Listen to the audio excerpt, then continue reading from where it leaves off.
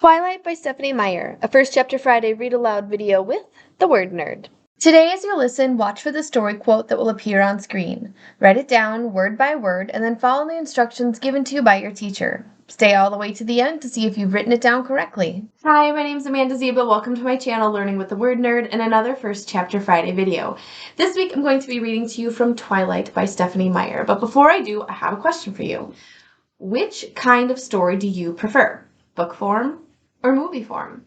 Now, you might think that being the word nerd, I would always say the book form, but really for me, it's whatever kind of story format was used first. So in the case of Twilight, I really did like the book better than the movie. But in some cases where they take a very, very popular movie and they turn it into a book, I think that the movie's better. Whatever vision the creator had for its first form, that's what I think is the best. But the really great thing about there being books made into movies and movies made into books is that oftentimes it's the movie version that brings a reader to a story. Otherwise, they might not have heard of it. They might not be excited about all the hype surrounding it. So no matter what brings you to this book, Twilight, the book, the fact that it's a series, the fact that it's a movie, the fact that it's about vampires and werewolves, no matter what reason has brought you to this story, maybe you're looking for a romance, I'm glad that you're here. I'm not going to read you the whole first chapter because it's really, really long and you probably don't have time to listen to it all the way through class. So I'm going to give you the preface and like the first 12 pages. But first, I will read you the inside cover so you know what the story is about. I mean, in case you don't already know what the story's all about. When Isabella Swan moves to the gloomy town of Forks and meets the mysterious, alluring Edward Cullen, her life takes a thrilling and terrifying turn. With his porcelain skin, golden eyes, mesmerizing voice, and supernatural gifts, Edward is both irresistible and impenetrable. Up until now, he has managed to keep his true identity hidden, but Bella is determined to uncover his dark secret. What Bella doesn't realize is the closer she gets to him, the more she is putting herself and those around her at risk. And it might be too late to turn back. I feel like we should enter one of those sound effects. Dun, dun, dun. All right, Twilight by Stephanie Meyer, and this is the preface. I'd never given much thought to how I would die, though I'd had reason enough in the last few months, but even if I had, I would not have imagined it like this. I stared without breathing across the long room into the dark eyes of the hunter, and he looked pleasantly back at me. Surely it was a good way to die, in the place of someone else, someone I loved, noble even. That ought to count for something. I knew that if I'd never gone back to Forks, I wouldn't be facing death now, but terrified as I was, I couldn't bring myself to regret the decision. When life offers you a dream so far beyond any of your expectations, it's not reasonable to grieve when it comes to an end. The hunter smiled in a friendly way as he sauntered forward to kill me. Chapter 1. First Sight. My mother drove me to the airport with the windows rolled down. It was 75 degrees in Phoenix, the sky a perfect cloudless blue. I was wearing my favorite shirt, sleeveless, white eyelet lace. I was wearing it as a farewell gesture. My carry-on item was a parka.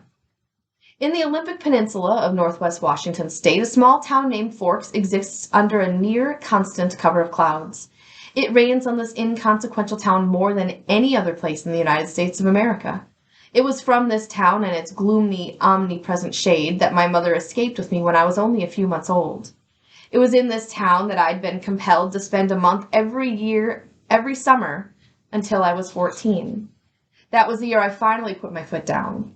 These past 3 summers, my dad Charlie vacationed with me in California for 2 weeks instead. It was to Forks that I now exiled myself, an action that I took with great horror.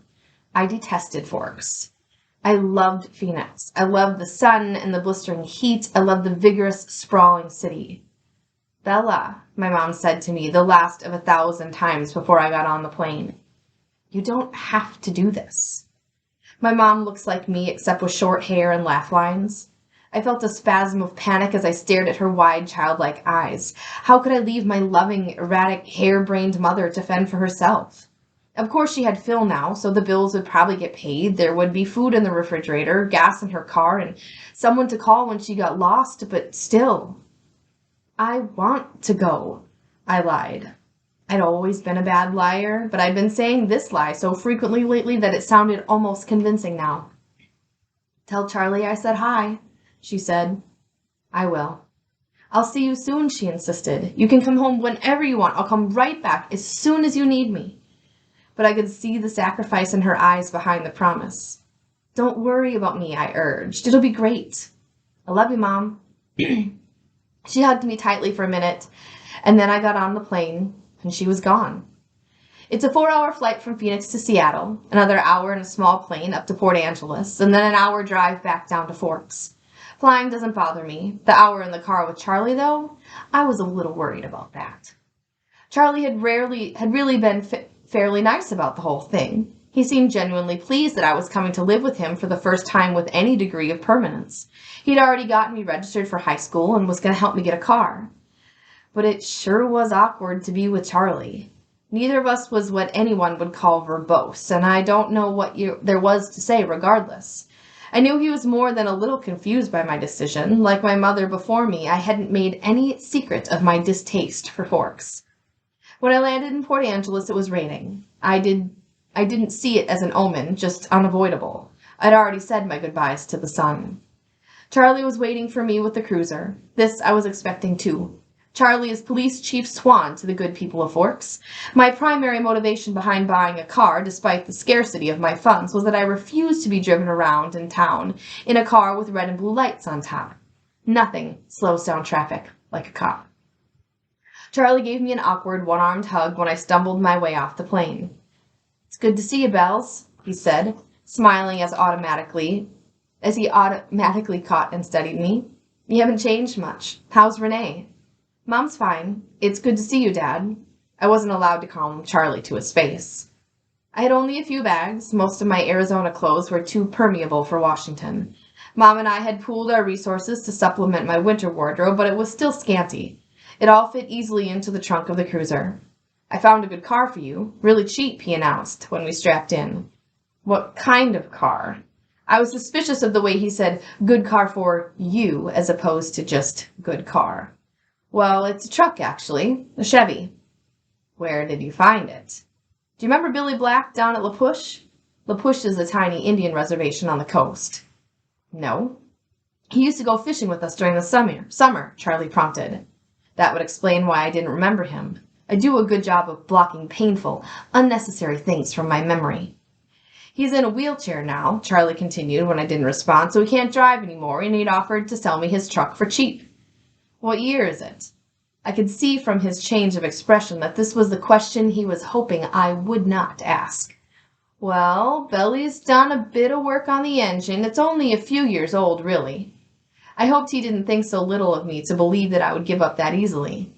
"When did he buy it?" "He bought it in 1984, I think." "Did he buy it new?" "Well, no. I think it was new in the early 60s or late 50s at the earliest," he admitted sheepishly. Dad, I don't really know anything about cars. I wouldn't be able to fix it if anything went wrong, and I couldn't afford a mechanic." "Really, Bella, the engine runs great. They don't build them like that anymore." The Thing, I thought to myself. It had possibilities as a nickname at the very least. How cheap is cheap? After all, that was the part I couldn't compromise on. "Well, honey, I kind of already bought it for you as a homecoming gift." Charlie peeked sideways at me with a hopeful expression. "Wow, free." "You didn't need to do that, Dad. I was going to buy myself a car." "I don't mind. I want you to be happy here." He was looking ahead at the road when he said this. Charlie wasn't comfortable with expressing his emotions out loud. I inherited that from him. So I was looking straight ahead as I responded. "That's really nice, Dad. Thanks. I really appreciate it." No need to add that my being happy in Forks is an impossibility. He didn't need to suffer along with me, and I never looked a free truck in the mouth, or engine. "Well, now, you're welcome," he mumbled, embarrassed by my thanks. We exchanged a few more comments on the weather, which was wet, and that was pretty much it for conversation. We stared out the windows in silence. It was beautiful, of course. I couldn't deny that. Everything was green, the trees, their trunks covered with moss, their branches hanging with canopy, the ground covered with ferns, even the air filtered down greenly through the leaves. It was too green. an alien planet. Eventually we made it to Charlie. He still lives in the small 2-bedroom house that he'd bought with my mother in the early days of their marriage. Those were the only kind of days in their marriage, the early ones. There, parked on the street in front of the house that never changed, was my new to me, truck. It was faded and red, with a big round fenders and a bulbous cab. To my intense surprise, I loved it. I didn't know if it would run, but I could see myself in it. Plus, it was one of those old iron affairs that never gets damaged, the kind you see in the scene of an accident, paint unscratched, surrounded by the pieces of the foreign car it had destroyed. Wow, Dad, I love it. Thanks. Now my horrific day tomorrow would just be that much less dreadful. I wouldn't be faced with the choice of either walking 2 miles in the rain to school or accepting a ride in the Chief's cruiser. I'm glad you like it, Charlie said gruffly, embarrassed again. I only took one trip to get all my stuff upstairs. I got the west bedroom that faced out over the front yard. The room was familiar. It had belonged to me since I was born. The wooden floor, the light blue walls, the peaked ceiling, the yellow lace curtains around the window. These were all part of my childhood. The only changes Charlie had ever made were switching the crib for a bed and adding a desk as I grew. The desk now held a second-hand computer with the phone line for the modem stamped along the floor to the nearest phone jack. This was a stipulation from my mother so that we could stay easily in touch. The rocking chair from my baby days was still in the corner. There was only one small bathroom at the top of the stairs, which I would have to share with Charlie. I was trying not to dwell on that fact too much. One of the best things about Charlie is that he doesn't hover. He left me alone to unpack and get settled, a feat that would have been altogether impossible for my mother. It was nice to be alone, not to have to smile and look pleased. A relief to stare dejectedly out the window at the sheeting rain and let a few tears escape. I wasn't in the mood to go on a real crying jag. I would save that for bedtime, when I would have to think about the coming morning.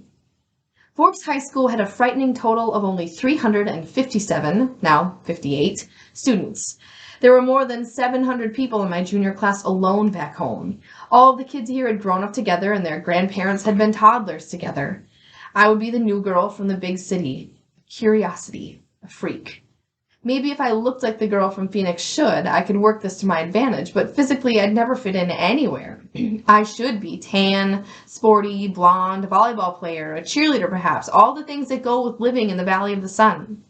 Instead, I was ivory-skinned without even the excuse of blue eyes or red hair, despite the constant sunshine. I'd always been slender, but soft somehow, obviously not an athlete. I didn't have the necessary hand-eye coordination to play sports without humiliating myself and harming both myself and anyone else who stood too close. When I finished putting my clothes in the old pine dresser, I took my bag of bathroom necessities and went to the communal bathroom to clean myself up after the day of travel. I looked at my face in the mirror as I brushed through my tangled, damp hair. Maybe it was the light, but already I looked sallower, unhealthy. My skin could be pretty. It was very clear, almost translucent looking. But it all depended on color. I had no color here. Facing my pallid reflection in the mirror, I was forced to admit that I was lying to myself. It wasn't just physically that I'd never fit in. And if I couldn't find a niche in school with 3,000 people, what were my chances here? I didn't relate well to people my age. Maybe the truth was that I didn't relate well to people, period. Even my mother, who I was closer to than anyone else on the planet, was never in harmony with me, never on the exact same page. Sometimes I wondered if I was seeing the same things through my eyes that the rest of the world was seeing through theirs. Maybe there was a glitch in my brain. But the cause didn't matter. All that mattered was the effect. And tomorrow would just be the beginning. If you want to find out what happens next in Twilight, you can get a copy from your school library, purchase one from your local indie bookstore, or grab it via the link in the description box. I'll see you here again next time for another First Chapter Friday video. Happy reading! To continue reading Twilight by Stephanie Meyer, pick up a copy from your school library, purchase one from a local indie bookstore, or grab it via the link in the description box. Then be sure to check out the rest of the First Chapter Friday playlist. I have over 100 middle grade and young adult novels waiting for you. This week's mystery quote says, "The right thing isn't always real obvious. Sometimes the right thing for one person is the wrong thing for someone else." Thanks for stopping by my channel, Learning with the Word Nerd. Please remember to like this video and subscribe. You can find more content from me at these great places. See you again next time, and happy reading!